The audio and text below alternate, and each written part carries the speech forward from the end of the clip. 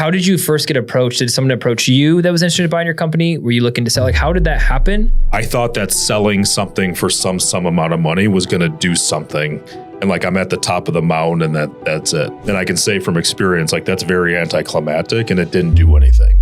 If anything, I think a lot more of my identity was tied up into the company than I thought. Sticking around for 2 years on something that I sold, thinking that it was going to continue to stay the same, was probably two of the most painful years I've ever had in my life. How do you grow companies in order to exit in a healthy way? Do that for yourself for the next minimum 5 years. And I thought, sell the company, take this chunk, and all these problems go away with it. And what the realization was, it just creates a new set of challenges. But the reality was I was burnt out. I didn't want to be the CEO of that company. If there's one lesson that is the main takeaway, what would that be?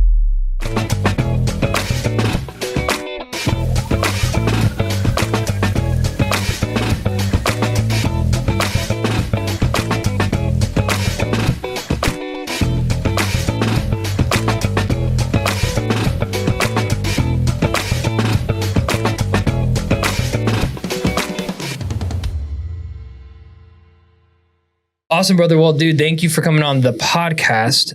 I'm looking for this because obviously you're a client, you're a friend, but I also don't know anything about you past what we talked about for 30 seconds. And so what I want to know, you scaled a marketing company, you sold it and exited. Yeah. You're now starting a consulting company that you already are off and running, and you're hiring 6 team members right now and you're killing it. At what point in your life did you realize that you were built to be an entrepreneur? Good question. Like very early on, I got my first job, like my first real job, washing dishes. I think I was 12. Yeah. And I actually like opened up the Yellow Pages. You grew up here, Michigan? I grew up here, Plymouth, Michigan, Canton, Michigan. And I picked up the phone, first cold call. I want a job. And I was like, hey, are you guys hiring dishwasher? I'm like 14, 13 years old, something like that. And I started working. I kind of did my thing. And in there, I kind of realized, you kind of go through school, and I didn't go to the traditional like college route. Like all my buddies went to like a real college. I went to like Schoolcraft Community College. Not that I'm knocking those, but it just took me like 5 years to get my associates, and it was just really painful for me. Okay. And everybody like went down this path, and I'm always like, I always look the other way. Yeah. And I did work for a corporate organization in my early 20s, and that's when I realized like I am just not wired for this. Yeah. Like I always had my own concepts, my own ideas, or like I can improve this. Why are they doing it this way? And I just knew, from an early age till then, like I was just going to pave my own way and do my own thing. What made you make the jump? So was High Level the first company you started? Yeah. So I started doing like my own thing prior to that. I kind of started dabbling in website design development, organic search, and paid search. So I was actually moonlighting. So I was doing mortgages actually at like corporate organization, which was really painful. But I wouldn't change it for the world because I learned a ton. But I was moonlighting as a web sales guy.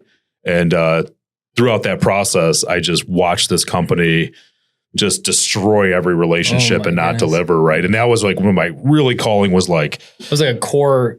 Yeah, like there's got to be an easier way to do this or like a better way in the sense of like, if you're going to apply yourself, like you can either do a good job or a shit job. And it was so painful. I'm like, you know what? These are my relationships. Like nobody cares about the company I'm working for. It's me and my relationships. So... I set out on the path and just, doing something on my own. How old were you when this happened? So I was probably 25. Okay. 25 when I started kind of went all in on myself. So I thought about this the other day. I haven't had a W-2 paycheck in over 20 years and I'm 44. So maybe I was like 23, 24. Yeah. When you first made the jump. Yeah. Do you ever regret that decision some days? No, what was I thinking? Look, I think everything has its, pros and cons, but once I sort of figured it out, and I'm still kind of figuring this thing out, but I've always believed in myself. Yeah. And then once I had that taste of like, I can support myself, I can grow and I can scale, that there's no going back. Yeah. Like once you have that belief in yourself, and I think that's actually something that I've learned in the past year, even with I'm building this company. Yeah. It is scary when you actually start believing, I can do this. Yeah. That's where growth can really start happening. I want to read a little bit of your bio. Sure. Because to give a little bit of credibility, because it's amazing, honestly. So you started High Level Market, co-founder of High Level Marketing. Yep. You scaled the company to 7.5 million in revenue. Yep. And then the company even grew more. You sold 80% of it, and then even grew more to what, like 22 million revenue plus. Yep. Like Walk me through that first million in revenue, because I'm there right now. So like, I think I'd love, like, forget the camera, forget the mics. Yeah. If I hired you as a coach, that first million in revenue, you would be able to afford. No, I'm just kidding. Yeah, I'm just teasing you. First of all, it's, really, like, I'm a visionary entrepreneur. Yeah. So, I mean, I think when you start a company, right, like, you're everything. You're the janitor, you're grabbing people water, like, you're doing all of it, right? And I think that what really helped me early on was really understanding, like, what I'm best in the world at and what I really needed help with. And I was fortunate enough to find a really good business partner. So we kind of, when we partnered together, it was like the yin yang of, like, hey, I'm relationships and sales. He was delivery and fulfillment, because I'm not a delivery and fulfillment guy. Yeah. That's where I'll completely drop the ball. Yeah. And also, he is not a relationship sales guy, right? Like, that doesn't mean he didn't sell anything, right? And, like, build any operations. But I think knowing your lane and knowing where you got to start creating capacity for yourself, hitting that first million, the first go around in this company. I mean, I think it took me like 4 years. And that was like what I was chasing, right? Whatever it was, that $1 million, right? Like, I think I could join EO or like EO organization. Yeah. So $1 million was a big deal. But, really it was, understanding your product delivery and, making sure that people want it, number one, and just getting it out there. I mean, there's a lot of negativity, a lot of naysayers. I just kind of went because when I started a web company, everybody's like, you're starting a web company? Yeah, this is early 2000s. Aren't there other web companies out there? And I'm like, I was so bought into the web passion. Companies are overpenetrated. Yeah. And I was so bought into myself, and I was so clear on my vision on what I wanted to do, because I wanted to fix a problem in the market. And I just kept my head down and just went for it. And kind of sounds cliche, but I mean, you really have to believe in yourself, but you have to believe in what you're selling and doing. Otherwise you won't get there, or it's going to be in my experience, it'll be a really difficult path to get there. And you founded the company with someone else, right? Yeah. So I actually was kind of doing my own thing, and he was doing his own thing, and we started kind of working together at like a vendor partner relationship capacity. And, he had some partnerships in his past where he was the delivery and fulfillment guy and the other person was the sales guy, right? Yeah. Nothing ever came to fruition. So when I met him, it was like, he knew it was a little bit different. I knew that I could count on him because I had also worked with some guys that were delivering that weren't the best. So when we came together, it was like a perfect marriage. And I actually had the name High Level Marketing. I had that domain just like I had it. You just bought it. And, so when we both came together, we leveraged that name and started kicking butt. There we went. Yep. What do you think is someone, because I've heard horror stories of going into business with someone else and co-founders and co-partners, and I'm sure that you've learned a lot of lessons. Would you recommend someone that's starting a business to find that yin of their yang or the yang of their yin or whatever and go in at like 50-50, or do you just recommend to like just hire that person as an integrator? Like, talk to me about equity splits, starting a company. What would you recommend for someone that has an idea, they're a visionary, but they know they're not an operator? Yeah. So for me, right, I think, and everybody has their own, like what's going to work well with them for them. But I mean, from my experience, I looked at it from the perspective of, I want this person to be as invested as I am. Yeah. And I was very clear on like, let's go half, let's go 50-50. And let's just be very clear on the lanes that we're living in. Yeah. And for me, in this example with High Level Marketing Partnership, I was clearly the sales relationship. He was fulfillment and delivery. So I think if you have a partnership where you can kind of stay in your lane, and I'm not saying we didn't crash over because we did many times, right? If you can do that, I think the odds of being successful are higher. I think if you had two Wes's, you have a high probability of imploding, right? Because again, depending on age, experience, we're in our early 20s, right? So probably a lot of ego going on, and maybe I should be the CEO, maybe, so for me, it's having a clear vision also too. Like, I'm a big proponent of EOS or any type of operating system, making sure that there's alignment on where we're going and how we're going to get there. It doesn't have to be 100% buttoned up, but directionally, there has to be alignment. I mean, it's like a marriage, right? I've been married for almost 20 years. And I think that just like setting those expectations on, what's the vision of this? It's no different in business. And I think when people avoid those conversations, that's where problems happen or they don't communicate. So again, starting, it's one thing, but the continuation. And for us, I think EOS from a business perspective, like really helped us communicate, really shaped the vision of the company and allowed us to have a healthy relationship. Yeah. So it sounds like just making sure whatever your plan is, whether it's by yourself with the partners, write it down, be very clear on your expectations, have a very clear plan for moving forward. Because otherwise, there's a lot of companies that do well with partnerships and there's a lot of companies that don't do well with partnerships. Yeah, I think it's got to come. Like I was very like, let's go 50-50. I want you all in. I want to be all in. And I didn't want to feel things are in balance, right? If somebody doesn't feel like they're at the same level, they're not going to perform at your level. Yeah. So, yeah. I think, and that's great. And so you grew, I mean, the growth was incredible. At what point did you realize you had something special with high level marketing? Like, I mean, obviously you're a dog and you're like, I'm going to work hard. I'm going to what was that like moment where you're like, oh, like Toto, we're not in Kansas anymore. Like we have a chance to really do something special. Yeah. We started making a lot of money, which was nice. I mean, that was like, holy cow. Like, I think the one time I actually, cause I'm a visionary entrepreneur. And I think one of the struggles a visionary has is like, we're always moving the bar. And it's tough to celebrate the wins. I don't know why. It's just something that's wrong with me. You're always just looking to the next thing. But I'll never forget, like one thing that stands out is we were hiring for whatever role. And fortunately, my team pretty much got me out of the hiring, right? Because I'm so emotional, I'll hire anybody. And then in 2 weeks, be like, what are they doing here? Why are you here? But that's another story. But I did jump in with an interview and they said, I want to work here because this is a resume builder. And I was like, holy cow. Yeah. Like I'm a resume builder to somebody. And I was also in a room where somebody was talking about the company. It was like crazy to hear it almost in third person when I'm like, holy cow, like this is bigger than me. It's kind of like Fight Club in a way.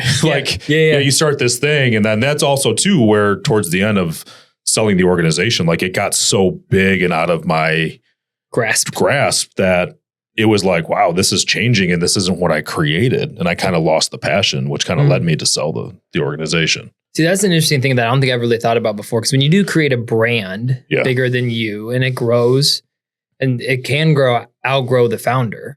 And that's seemingly what happened to you, right? Would you have done anything different? Yeah. I mean, yes and no, right? I mean, I think if I take myself to this point of walking out of my car in 1 degree up to the, your podcast studio, I would say I wouldn't change anything. Yeah. Right. But if we dove in a little bit, I mean, I've learned a lot of lessons in terms of how I would approach it differently. Well, let's dive in. I mean, this is a podcast. I'd love to learn those lessons. Yeah, I think as a visionary, right? I mean, I think one of the things that I did, right, is I thought that selling something for some amount of money was going to do something. And like, I'm at the top of the mountain and that's it. And I can say from experience, like that's very anticlimactic and it didn't do anything. If anything, I think a lot more of my identity was tied up into the company than I thought.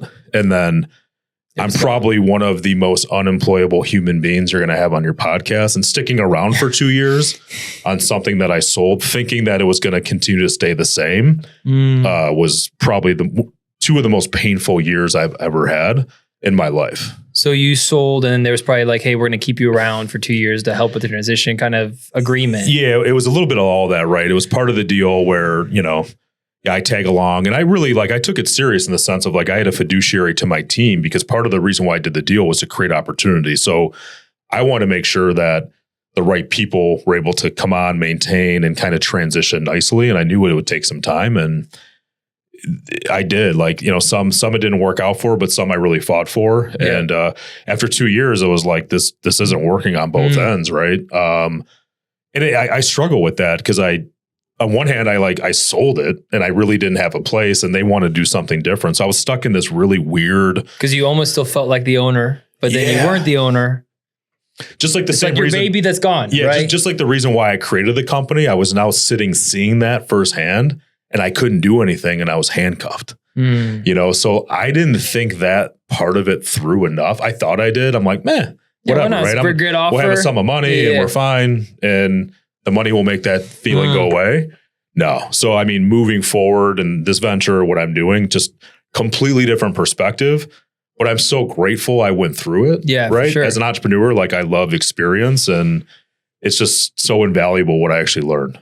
If someone's building a brand to sell it. Yeah. So let's say, we rebranded 313 Media Company, can you imagine, out of the years that Detroit existed, no one has ever started a company called 313 Media Company. Really? Yeah, I own it. It's meant to be. Yeah, well, there you go.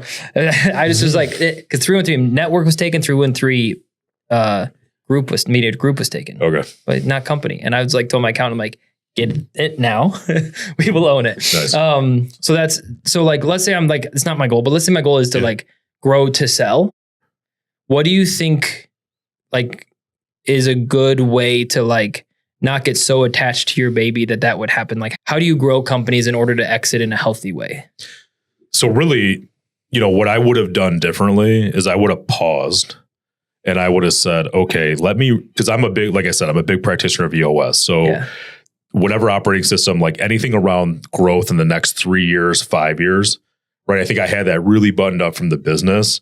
But what I would recommend, imagine that you're in that event, you want to do that for yourself for the next minimum 3-5 years. Really document, like imagine, we're all visionary, right? Yeah. Imagine it happen. Like you can put yourself in that position, right? What does your life look like? What are you spending your time on? Right? Because I can tell you, like having an organization, it's cool and all, to then not, like things change. You realize that this doesn't ring as much. You're not as important. Like your name's not on the checks anymore. I mean, there's a lot of those little things that I could talk about that you're kind of delusional, I think, as a visionary sometimes. Yeah. Lonely place. Super lonely place, right? Yeah. And people are like, poor visionary, right? Poor you. You sold the company. But the reality is it's really define what you want and really think that through. And that's what I didn't do. Like I thought, sell the company, take this chunk, and all these problems go away with it. And what the realization was, it just creates a new set of challenges. So those aren't going to go away. Just have a plan. Yeah. Yeah. Because if that's helpful, I mean, I have a friend that they just signed a deal where it's a 5-year guarantee buyout for the company. And they're in a great spot. And I think for him, what would be good advice for me to give is don't wait to have a plan until after you're sold. Like start planning now. So, once it's plan sold. Before. Yeah. Yeah. So you're ready to go. Yeah. I think that's great advice. And shout out Matt Derry. You know Matt, right? Yeah, I do. Yeah. Financial architects around Freedom First Path. Yep. You know him very well. I forgot you. Yeah. That's their model too, is helping those business owners in transition. What do I do now? I made all this money and life is what? It's not now what? Yeah. Right. Yeah. And again, I think it's just make sure you have things you're passionate about, right? And you can only swing the golf club a certain amount of times before you get bored. You can only do certain, and again, but if everybody's life is different, everybody's outcome is different. Passions are different. You just have to play it out in your mind and really define it. And my experience here is I didn't have that well defined. It was also COVID. So the world had completely changed in a massive way. And I was still tied to the business. So I got kind of sidetracked on that. And when it was over, it was like, okay, now what? Right. Where'd Stealth come from? Where'd the idea come from? Yeah. So Stealth was kind of created because I've lived in the agency world for like 15 years, right? So I know where the bodies are buried. I know all the challenges in that space. So very looped in, tied into the entrepreneurial world. So being part of that, I just know some of the biggest challenges, which are owners, entrepreneurs typically spend too much time in the marketing seat. And again, kind of going back to our earlier conversation, when you're an entrepreneur, you typically wear all the hats. Yeah. And owners typically stay in sales and marketing. So, and that's always chaos because they try a little bit of a lot. They don't really know what's coming in. They hire an agency. They're frustrated, or they finally grow enough to hire a marketing person. And here's the dilemma. A good visionary can't lead or manage them at all. They hire that individual thinking that they're going to be a unicorn, right? So my realization was, wow, that's a massive problem. And look, I have experience. I love getting into the ring and just, having conversations with entrepreneurs and visionaries because I've been one. And, I wanted to kind of approach things differently in the sense of, I know what a successful marketing team looks like. And, you need a strategist, you need a director to actually do the work. You need a project manager to keep it on track, and you need somebody to manage that. So that's 4 people. Most people can't hire 4 people. Right. But most people don't need all those people full-time anyway. Correct. And you'll never find, and I think the challenge is everybody looks for that one unicorn that doesn't exist. So I'm like, you know what, we can provide a fractional. We can provide a fractional CMO service and create redundancy. And that was 2023 was kind of cobblestoning that idea together. And, we had all of 2024, all of 2025. And one of the bigger things that's interesting is I brought my old partner back in as a co-founder, and we're like, yeah, let's do it again. Dude, look at you guys. And that's who you just released a podcast episode with him, right? Yeah. Yeah. So, I mean, and that's really rare, right? Because most founders do an exit and they're like we're good, dude. Like, hopefully I never see you again. Like, catch you at the retirement home. But like, we'll see you. See you around. And that was a realization for me of like, look, like, I think as a kid or like thinking about, I want to make as much money. I don't want to give money away. Why would I bring somebody in and give them equity? I was like, man, like, it's really good to have somebody in the trenches with you. And now it's like, man, like let's grow this together.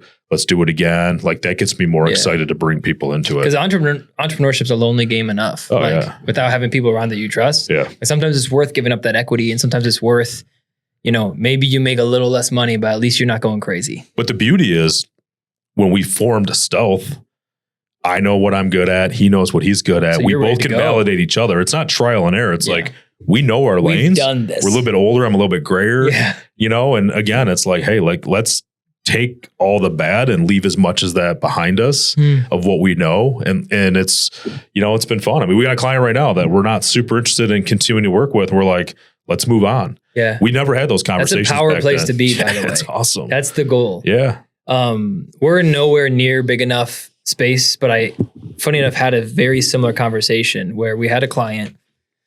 I mean, you've probably dealt with this where we had an agreement set. Mm-hmm. They came back and asked for a change. I made the just sure. Mm-hmm. Agreed. They came back, asked for another tweak to the contract. And I'm like, all right. And they're like, could we throw in this free edit? I was like, that's it though. We do all this work, we get set up, and then they're like, oh, well, we were about ready to pay the invoice, but now the president wants to relook at this. So they actually made the recommendation they wanted a lower monthly price for a longer commitment, minimum commitment. I said, sure, that's fine. We'll take the longer recurring revenue. I'll give you a discount. Then they came back and said, oh, we feel like it's a little too long of a commitment. And I'm like, you're the one that recommended that to me. And so I said to them on the phone, I said, hey, listen, guys, like I actually would love the business. I'd love to work with you guys. Like as we're growing, we're young, we need every client we can get right now. Yep. But honestly, if you guys try anything else, like I'm just going to walk. And I was in Virginia, and my wife knows where we're at, like in the finance. She knows we are growing, and every client just really matters to be able to make money and pay staff. And she's like, why'd you do that? I said, I just have learned from podcasts and entrepreneurs telling me what you just said, like it is worth me not getting that couple grand and saying no to a client like that than saying yes and bending over backwards. Because then the whole relationship is just going to be us bending over backwards for them. 100%. Because they've set the precedent for that early. Yeah. And they're like, look at these young guys. We could probably swindle them out of, how much we should be charging. And so I said no. And I actually think they're going to pay their invoice today and we're going to get started, which is going to be awesome. But it's like once people show you who they are, like believe them, right? Like that's it's good. And sometimes it's scary, right? I mean, I think in hindsight, it's always scary, but I can't go back in my career, whether I had to part ways with an employee, a partner, a vendor, a client. I don't regret. It's really hard. I don't regret any of it. You need it though. I think that's the hard part. I don't regret any of it. Yeah. Like rarely do I meet anybody too that says I really regret saying no to a bad client. Right. Yeah. Because it just opens up new capacity. Yeah. Right. Yeah, and again, I think for us, what really helped is, EOS helped us do this for the VTO. Who is our ideal client, right? Early on, high level marketing, my team wanted to kill me. Because what I kind of presented was like, we're, coming from the, Detroit, like Ford Motor Company, like we're the best F-150 maker. We have the good, the better, the best, right? The platinum to the basic. Sometimes I'd sneak a Lamborghini on the floor and then get mad at my team because we couldn't deliver. So I was all over the place. Yeah. As soon as we tightened that up and said, this is who we hunt for, this is who we deliver for, which took a long time. Because again, I was like trying to be everything to everybody and take any client. Yep. Stealth is different. Now it's a very specific client we hunt for that we want to serve. And when we do it, when we find it, it just fits so well. Do you find that it takes longer to build the pipeline, but then once the dam breaks, it kind of goes pretty fast? Yeah. So I can tell you, like what I forgot early on, and I took some things for granted. Like the first year of growing Stealth was like a grind. I told some close people, my partner, I'm like, I haven't worked this hard in like the last 7 or 8 years. Right. And there were some things I did at a high level, like whether it was like Red Wing Suites or like just whatever. Yeah. I'm like, man, if I had that revenue today, right? Like we could have done this or that or whatever. It's just a different perspective. It's just a grind. It was a grind realizing how hard it is to get another organization off the ground. But to answer your question, it's like, you know, if you're ever in an airplane, at some point it just catches that little clip, whatever. I don't know physics that well. Or whatever, whatever the headwind, tailwind, whatever, the jets kick on. Once you catch that, and we're now starting to catch that at Stealth, and we're having a ton of fun. Yeah. And the key was really narrowing down to your niche, being very specific. I can tell you, like, all the pain till that one day when I was bought in and I agreed and said, our clients must look like this and have these pain points. So that might be the important thing, is really knowing, like, we have 3 pain points that our clients suffer. If somebody has 2 out of those 3 pain points, our relationships are phenomenal. And if I reflect back on a client where it didn't go so swimmingly, they had those pain points, but they didn't recognize they actually had the pain. So now when the clients know they have that pain, we're smooth sailing. It's crazy. Do you put like revenue minimums and targets? Like, we won't take a client under X, or we won't take a client over X. Like, is there protections that you build in for scope? Yeah, in an agency? 100%. Yeah, 100%. I mean, it's, you know, we have a minimum. We don't really have a maximum, but, you know, from a fractional CMO service, that's one of our key services that we offer.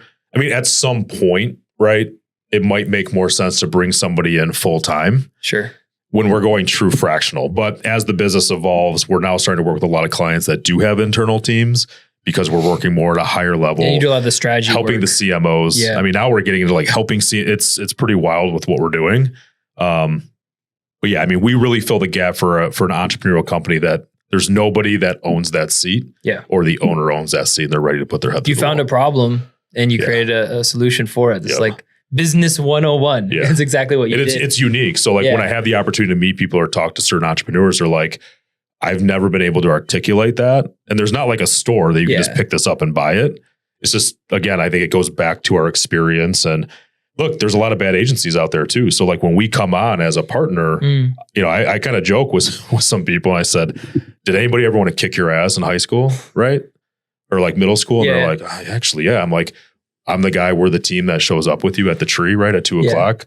We're on your side of the table. We're a partner. We're not sitting across from you selling you services. And that's completely changed the narrative and just creates this level of, holy cow. Like you guys are looking out for us, right? To make the best decision versus sitting across and selling services. It's been night and day.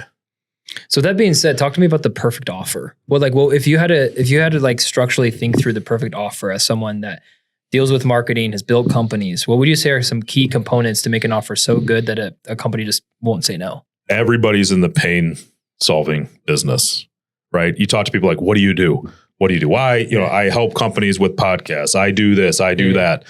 No, you eliminate some type of pain. So if you can really dig deep and figure out like whatever your product or service offering, what problem is that solving or what pain, that's what I love. And then again, in marketing, right? Like thinking about just the digital side and where you can spend money, out of the 8,000 things that you can do, where do you start? Right? What makes the most sense? Because if people ask me like, what should I do here? What should I do there? I'm like, I don't know. Like it depends on what you want, right? Where you want to grow and how fast can you deliver on that? And then that really determines on where you start. Because what oftentimes is you don't really need to do everything. You just need to do a couple things really well. And you can usually hit your revenue target. Sounds really simple. It's kind of complicated, but really, I mean, that's the... Yeah, I mean, I think creating an offer around, we're not just selling you a service. It's like there's a pain point that we're helping you fill a pain for weight. And sometimes it's like way cheaper than you could hire 7 people on staff full time for, 100%. Right? And then when you price, and the reason we have a lot of young entrepreneurs that listen to the show, a lot of young. And so I have people that have started lawn care companies that message us that they're like, hey, how do I price my services? Yep. I've like roofers that listen to this. Like we have a lot of young entrepreneurs. My main demographic is 20 to 30 year olds, like 80% male. Okay. Just that's who listen. When you price, I've learned. So when I started the podcast company 6 months ago, I've never priced anything in my life. I was working with the insurance company and they told us this is the price. And I remember sitting there like, oh shoot, I have to, not only do I have to sell this thing, I have to create this thing. Yep. And then once I create the offering or whatever, then I have to come up with a price tag. And I remember just like, I have no clue where to start. What's some advice for people that are, maybe they're a lawn care company, maybe they're a roofing company, maybe they're like, what's some advice for people learning to price their services for the first time? So there's what's called gross profit margin, right? And that's really simple. Like let's just use a factor of $100. Sure. So if your product or service is $100, your cost of goods sold, in my opinion, can exceed $40. So if let's just use a lawn mowing analogy or like a lawn service. If you're paying a guy to cut that lawn, he cannot make more than $40 to do that, right? Yeah. So now we're left with how much? $60, 60. Right? So you got $60. How much do you want to make as a business?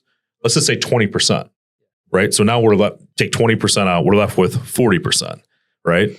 Now you have general SG&A sales costs, right? Sales, marketing costs, and SG&A, right? So you've got the owner, if the owner wants to make a little bit of money, right? You have marketing costs, you have sales costs, and general costs. So like you have to think about that when you price something out, right? And if you're going to charge $100 for a lawn cut, is that enough money to cover your expenses? And you might think, holy cow, in order for this to make sense, I got to charge $250 to cut a lawn. All these other companies are doing it for $50. Stop. And I see so many companies that now build a company on bad numbers and never think about it, and then wonder why they don't make money, wonder why things aren't happening. So just like that little practice of like, again, start with the end in mind. Like, and I priced ours the same model, 10% for marketing, a certain 10 or 15% for sales, SG&A. I'm not saving the manatees. We want to make money, but I have to have a healthy admin staff and office. You've been in my office. Like there's a lot of costs involved. And then I have to have people that actually do the work. They're not cheap, right? And then I took my product and service, which is a fractional CMO, we're coming in under a full-time salary. So like there's all these juggling things that you have to think about, but going back to this simple $100 lawn care, like you can start to have a lot of fun with that and start with the end in mind. And it is a visionary's playground, right? Like when you get in that seat as a visionary being like, all right, how can we do this and make this work out? And so do you know Mike Rulli? EOS guy? Yes. Yeah. He's in Northville. So he's been a mentor of mine since like 2019. And he's been really helping me as I've been creating 313 and for free, which I really appreciate. Thank you, Mike, for all those calls. You don't have to do that, but he encouraged me to do exactly what you said with Excel spreadsheet. And I remember being in Virginia 2 weeks ago, just really pouring over the numbers and having the realization of like, we are undercharging significantly based off of the goals that we need to hit. And then I'm reading Alex Hormozi book right now, 100 million, his money models and offers. Yeah. And one thing that Alex Hormozi, are you familiar with Alex Hormozi? Yeah, absolutely. Okay. Yep. So he teaches like, you really need to charge what you are thrilled to work for and nothing under that. And so like especially when it comes to strategy and consulting, it's like, how do you price that? Well, to start, price it where a number that you're going to be thrilled to do that work. And if even if it's higher than market average. So I'm learning so many things and I'm excited for the podcast because I think a lot of our listeners are going to be able to like learn as I learn because I know sales really well and I'm learning the business side. Yeah. And so being able to talk to you as someone who's done it is, I just want to extract so much from you. You got to know your numbers too. I mean, that's the thing. Like I default to, stripping down to the core, I'm more on the sales and marketing side and on the opposite side, which is on the CFO side. So not the smartest guy, but I know my numbers and I've always kind of kept that and managed that. And I've seen a lot of operators or owners they don't know their numbers. Well, Susie knows it. Let me ask her, like, that's terrible. Like, I don't really tell people what to do, but in my experience, like, know your numbers, know your cash in and out. I spend a third of my day in the numbers. Even when I had the best CFO, financial director, I'm in the numbers. Like, it's just something that you need to know. Yeah. And so many people have no clue. Especially visionaries. What basic KPIs are, what pipeline should be.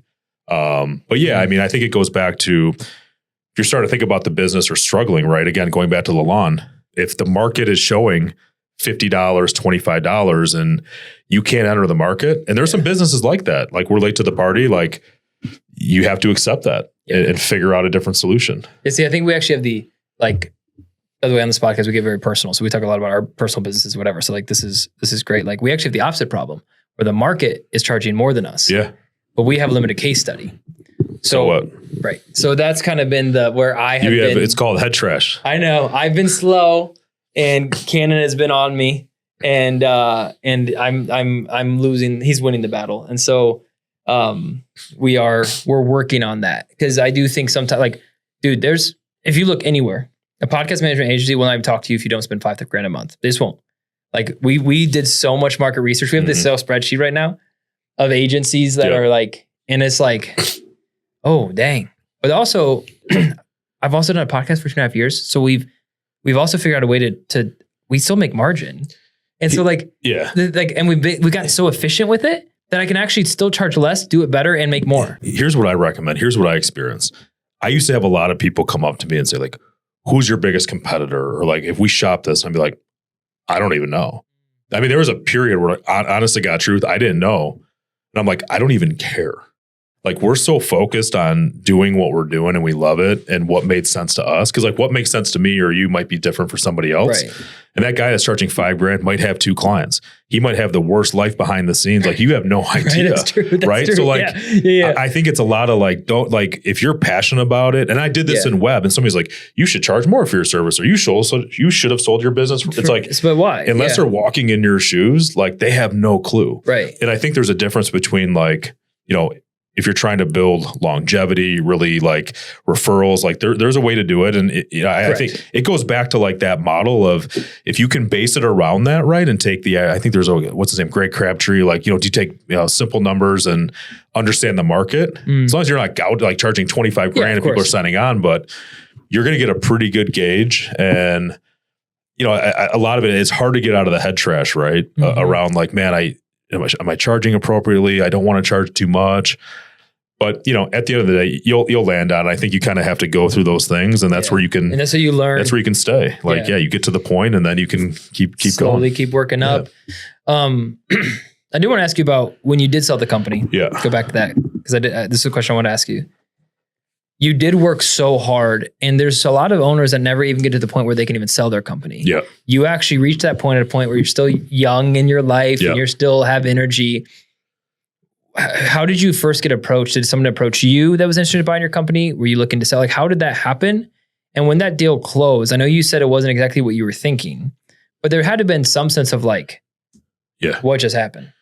Yeah. A couple things. Being website design development, organic search and paid search, like I was the prettiest girl at the ball, right? So I had private equity and people reaching out all the time.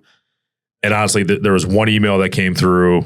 I'm working from home. It's COVID. And COVID was probably the catalyst because it's like, hey, what's going to happen? Yeah. Right. Like a lot of unknowns at that point. There's a lot of unknowns. I'm like, man, you got to know when to hold them, know when to fold them. Right. Yeah. And I always had this vision that I was going to sell high level. And this guy emailed me and I swear he looked just like Grant Cardone. And I just finished reading Grant Cardone's book. I'm like, I'll entertain it. And I talked to this guy and he was good, like really good. And he's just like, talked to him and he kind of threw some stuff out there. And I wasn't really thinking about it, but what he proposed, he's like, hey, I have this agency down south. They just like turned down a deal. They're looking to partner. I think you'd really like the guy. You guys should just talk, right? Okay. So for me, getting in a room with an agency owner where we're kind of almost the same size and being able to like share war stories and what ended up happening quickly in that conversation was the top 3 things that was really painful for me. Mm-hmm. They had a solution and it wasn't painful for them. And their pains, I'm like, dude, this is easy for us. So it was like this, holy cow, like we could maybe just partner, right? Mm-hmm. And I could take some chips off the table because I didn't want to be CEO any longer. I'm an entrepreneur. Yeah. I was a CEO because nobody could take it from me, right? Yeah. But the reality was I was burnt out. I didn't want to be the CEO of that company. And here's somebody I met that really wanted that role. And I could kind of, step aside. So on the flip side of that, there was this level of like, my family's taken care of, right? Yeah. I don't have to worry as much, but you still worry. Yeah, of course. Right. But the reality is like, holy cow, like this big stress release valve just kind of lifted off my back. Yeah. Did it feel like all those years of work was worth it when you sold? I did it very strategic where like we held on to a piece. It was for the second swing of the bat, second bite of the apple, if you will. It was a little turbulent for a little while, but we're in a really good position now. I wouldn't change any of it. And it's it's really weird to say, but as I sit here now, it's been 3 years since I was like in foot of that company. It feels like a lifetime ago. Like it's almost like gone out of my identity. It took a while to kind of shake that off. Yeah.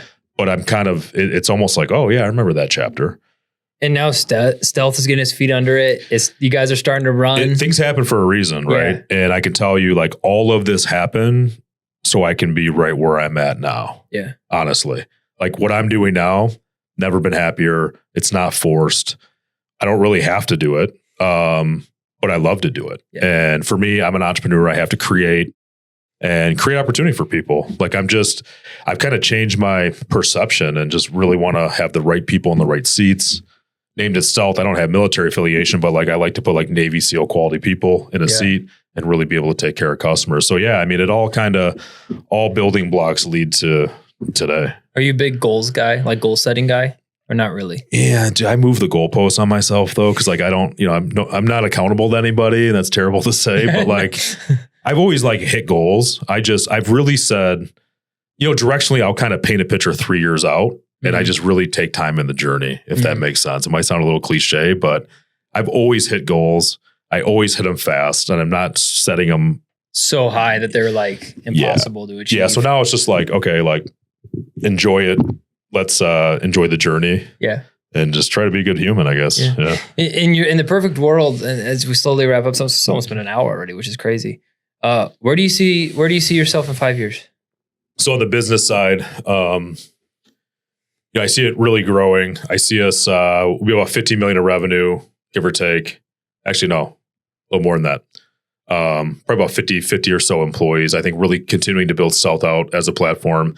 We have the fractional CMO services, which has led into marketing tech. So a lot of HubSpot, a lot of like architecture integration where companies struggle. And then also AI. We're really diving headfirst into some really challenging, solving business challenges through AI. I also have a podcast too. I think speaking and just really, again, keeping investing in entrepreneurs and company and helping solve those problems. I see us staying in that ecosystem. If you had to start another company, I would ask this question because just off the wall, nothing. And like, do you have this like, for example, I want to start a coffee shop. Like my dream, 3-4 story building in Detroit. I buy the building. Main floor is a coffee shop. Above that is offices, editors are kind of like our staff. Top floors. And like third floor is podcast studios for rent. Yep. All our clients can go here to rent. And then top floor is my studio. Personal, like I fly in celebrities. They come to the coffee shop. You have the wall of fame that's like my dream. So if I could start another off the wall company, it'd be a coffee shop. Do you have like an off the wall dream? Nothing to do with marketing or web design, a fun company that you would just be like, bro, this would just be sick to do this. Hey, what's crazy, I'm kind of doing it now. Yeah. Honestly. Yeah. I got a cool space in downtown Norfolk, like an old Henry Ford building. So like right now in the frame of where I'm at, I'm kind of living it. Because a big part of what I'm able to deliver now is like entrepreneurs coming into my space and leveraging the space. But, I've also spent a lot of time with, trying to separate like hobbies and business. Right. But yeah, no, right now I told my partner, I said, man, I'm just in like the best headspace. Like I know what goes up comes down, but like, I just hope I stay where I'm at and enjoy it. Yeah. I think a lot of entrepreneurs miss that. I think sometimes we're so worried about making sure everything's fixed that when you do have good months and those good months stack, taking a moment and just like, wait, like we're doing good work and we're doing good things. And it's not always about the next thing. Yeah. Sometimes you just have to like, this is good.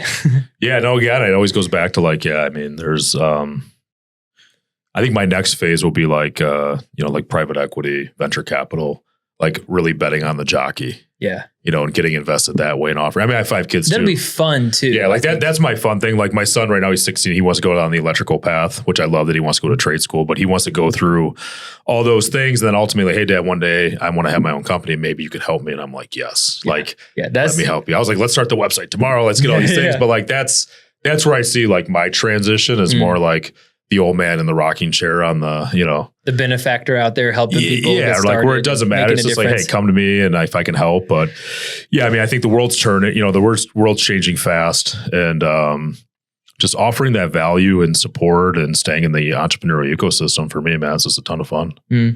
One last question for you as we wrap up the podcast. I know you're a busy guy. Appreciate it. for those listening, it's like 5 degrees in Michigan. 1 degree, negative wind chill. Love it here. Yeah. The best. Yeah. So I ask this question a lot. If there was one thing that if you had to do it all over again and you're going to start a company again, that it's like the main lesson that you've learned through all these challenges, these successes, these failures, everything. If there's one lesson that is the main takeaway, what would that be? So I grew up in my kids say the 1900s, but there was a song by the Spice Girls called like What You Want, What You Really, Really Want. Like define that out as closely as you can. What do you want? Right? That solves half it's like when your phone's messed up, like just have you powered it down? And like that to me is that fix. And then to follow up on that, I think one of my Achilles heel things I don't do a good job is asking for help. I think as a visionary, like, I can figure it out. Yeah, right? I'll figure it out. Like, I don't want to show up weak and ask for help. Like, I have all the answers. I'm the strong dude, right? We're all alpha guys, right? Yeah. But figure out what you want. And then if you can find somebody that's living that, get a mentor. And not aspirate. In this person, they can't be aspirational. They have to have the actual life experience. They've have to gone through it. So fortunately for me, Josh Linkner's been a guy that's been a mentor for me. He was on my board of my last company. He is part of Stealth, Mudita Venture Capital. They are invested in our company. They are very much a big part of what we do. And, for me, he was somebody that has what I want. He's gone down that path. So to be able to have somebody in my corner that has my best interest that I can have conversations with, that's speaking from experience and not theory or hypothesis, game changer. How'd you meet him? I actually it's kind of a long story. I'll be really quick with it. My business partner was being coached with somebody in one of his companies. And I was like, hey, I want an introduction. A couple of people were like, you remind me of this guy, Josh Linkner. I'm like, who's this Josh Linkner guy? We'll kind of find out he sold ePrize for $200 million, a couple hundred million. And we had a meeting, had a great conversation. At that time, he was driving Detroit Venture Partner. I didn't want capital. I just wanted to meet him. And we got along really well. He recommended me to join EO, which was I would also recommend EO for entrepreneurs as soon as you get in there. Next year. That changed my life, completely changed my life. And so did EOS. Those are things I recommend to anybody. But Josh was always in my corner, my big champion, and believed in me, came on my board, added the COO, CFO of my board. So here I had the original board of ePrize, one of the most successful agencies in the country, on my board. And I did not ask for help like I should have in most cases. So part of this whole, selling this business and moving on, I want to get the band back together and do it again. Get the boys back together. But again, I think it's, because there's a lot of people out there that want to throw advice or give their own opinion, but I can guarantee that most of them have not walked. Yeah. If they haven't done it. Yeah. Why are you going to? So for me, that's huge. I had so many consultants early on come to me and say, well, I'm going to do this. I'm going to do that. And I said, show me your tax return. If you made more money than me, I'll listen to you. And none of them ever came back. This guy did. So a couple $100 million. But it's one of those things. And it wasn't always about the money, but I say that in the sense of like, again, if you can figure out what you want, highly likely you're not reinventing any wheel. There's somebody out there that sort of looks like that can really help you. And that to me is so critical. And I think one of the things I've learned is there's this thing that we have in our brains that like people don't want to help you. And that's not true. Like I've learned there has been so many people that have the wrong people probably don't want to help you. The right people will help you. Yeah, they will. Yeah. And sometimes you just have to ask. Like sometimes like, hey, can I just have coffee? And a lot of times, like I'm going to shout out Dante Brunelli. Actually, you'd love to meet. Actually, I need to connect you guys. Sorry. He owns a marketing agency out of Utah. 31 years old, but his like TikTok has like 500,000 followers. And then he started a sub TikTok about like just growing a marketing agency and what they do. And they work with like very high net worth clients and they're doing a lot. It's a young company or not a young company, but he's young, doing very well. So I followed him just because I'm like learning this stuff for the first time. He's talking about how do you structure an offer? How do you structure pricing? So I start like in June and July, just every video I would watch and just take notes and whatever. And then on a whim, I was like, hey man, I'd love to have you on the podcast, which again, podcasting is what I do. Yep. He's like, yeah, dude, I'd love to come on. We came on, we connected, we become really good friends. And he scaled, they do a couple 100,000 a month and they're doing really well and they're growing really fast. And he has just been someone that has just poured into me that he's my age, makes way more money than I do. has a way more successful company than I do. And he hasn't asked me for like, hey, I want to be your coach. You can pay me. He just calls me. He's like, yo, how's it going? Yeah. And then like I met Herman Moore yesterday. Herman Moore, we are unofficially partnering on a studio build for stuff in Troy, which is really exciting. And so like, I'm going to be able to send all my clients to Herman's studio and we're going to be able to partner full on partnership on this build. It's going to be really exciting. Happened yesterday. So I texted Dante, a guy that I met through TikTok that's been a mentor of me because he's done it. Yep. And people are willing to help you. And sometimes you just need to do is ask. And so 100%. I mean, I think that's the differentiator. Just reaching out and to your point, I think the right people will. Yeah. They've kind of been through it.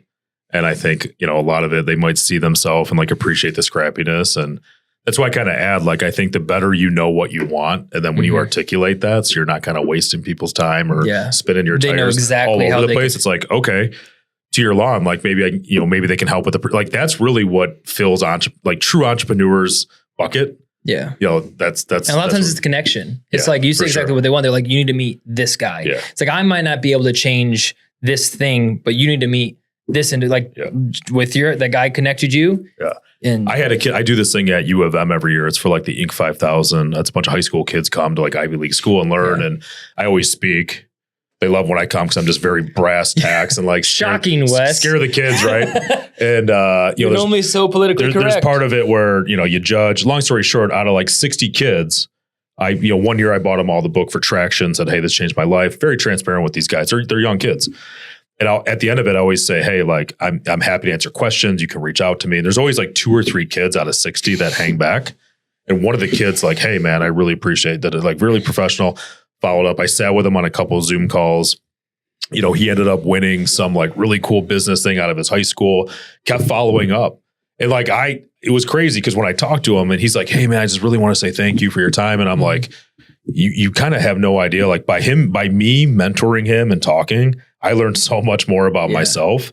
And he just asks. And it's fulfilling. So fulfilling. Yeah. And the differentiator is he's the one that has the guts to ask, like this kid's going to be so wildly successful.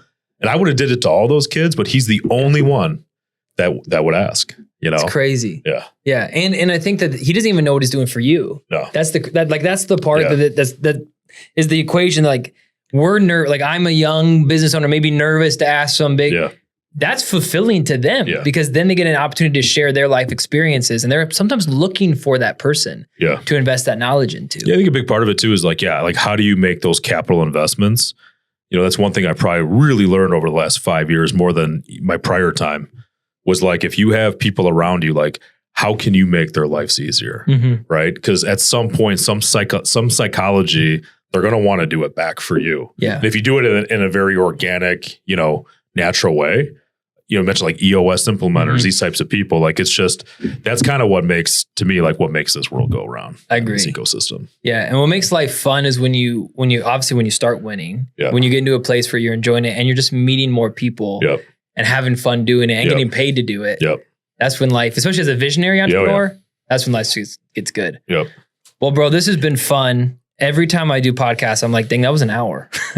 Like we're flirting up with it right now. I give every guest an opportunity to promote whatever you want, anywhere people can find you, anything, because you have a podcast. I do want to talk about the podcast for a second. You have an amazing podcast called Entrepreneur Intel. It can be found on YouTube, everywhere podcasts can be found. Talk to me really quick about the soul and the goal behind that podcast. Yeah, part of my goal was, I just my entrepreneurial experience. And, like I mentioned, I was part of organizations with successful entrepreneurs. And we spent a lot of time flying really expensive speakers into our organization to learn from. And what I realized is those people are great, but the people sitting around me had just as interesting stories.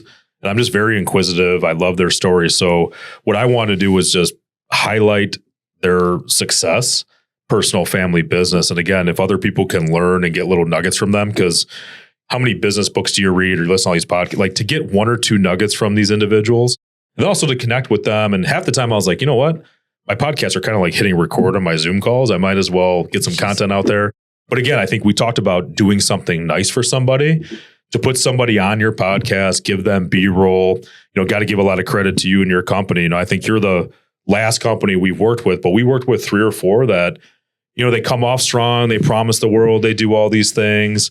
And then they kind of go off the deep end, and we're able to hook up with you guys. You guys have been doing a phenomenal job on our podcast. But yeah, that's the point of the podcast. I never did my dreams would have been crushed if I would say I want to have like 1 million followers, right? Yeah. But it wasn't the intent. It's like, what, if I can make an impact on 1 or 2 people, that's a success. Yeah. That's really what I did it for. And the beautiful thing about what you're doing, and you're doing really well, is sometimes it's not even impacting the listener as much as it's impacting the guest. Yeah. And I think that's the mentality like we're trying to teach, is you can be a blessing to the guest just as much as you can be. I think so many people get so focused on the listener and the views and the subscribers. It's like, what about the person on your show? Yeah. Like, what about the person that took the time out of their day? Like, that's who you actually need to make sure that had a good time. You need to actually show them a good time, is that person. Yep. And you do a great job. Like, you can tell, like, as we edit your stuff, we go through your stuff, your guests are having fun. Yep. They're enjoying it. They feel respected, and they feel like they're glad they did it. Like, that's all you can ask for. Yep. And then, like you said before, when you give someone an opportunity to grow and expose themselves and whatever, generally good things come back around. Yeah. And generally, like, it's a net positive. Relationships are always a net positive. We talk about like enjoying the day, enjoying your time. Like I love meeting new people. I love giving something of value. Like I look at those as like huge opportunities. And like, to me, like that's what fills my cup as an entrepreneur. And I like learning about people. Maybe not early on, but where I'm at today. And you're in a fun stage too, because you're growing. I think you're in a really cool spot, Wes, because you've built a successful company, you exited, and now you get to learn all those lessons. You're kind of bringing the team back, and you're kind of doing it again in a different way, taking everything you've learned and now applying it. And I think I just think it's a really cool thing. It's going to be fun to watch as just a friend and a client relationship, whatever. It's going to be fun to watch you guys just. I appreciate it. I think this year's the year where stealth feels like I said, we're catching that. We're on the up and up. 313 is going to be right behind you. Yeah, we're going together. We're hitting that, and it feels really right. Which is good. It's fun. It's a fun spot to be in. Well, I'm excited for you. So guys, Entrepreneur Intel, check out the podcast and go Stealth. What's your website? Stealthconsulting.com. Stealthconsulting.com. If you are a business owner listening to this, looking for help in the marketing field, give a call. Yeah, if you're struggling, banging your head against the wall, spending a lot of money, have no idea what you're getting, you're stuck in that seat. Listen, and I'll tell you this, I'll give you a shout out. So we have another client for the podcast that we're helping to build a podcast. They just met with you guys. Okay. And they were just like, Wes came in and was so helpful giving us the vision and direction. And so I know that when people work with you, that they're going to get good service, good strategy. And, that Matt was just singing your praises. Yeah, I appreciate how you did that. Yeah, I appreciate it. So anyway, guys, this is Wes Mathews. Thank you, brother. Thank you for making the 1 degree day. Thank you for coming all the way to Taylor, Michigan. Guys, this is the Dylan English Show. Thank you for coming. Like, comment, subscribe, share with a friend. As always, check out Wes, Entrepreneur Intel on YouTube, stealthconsulting.com.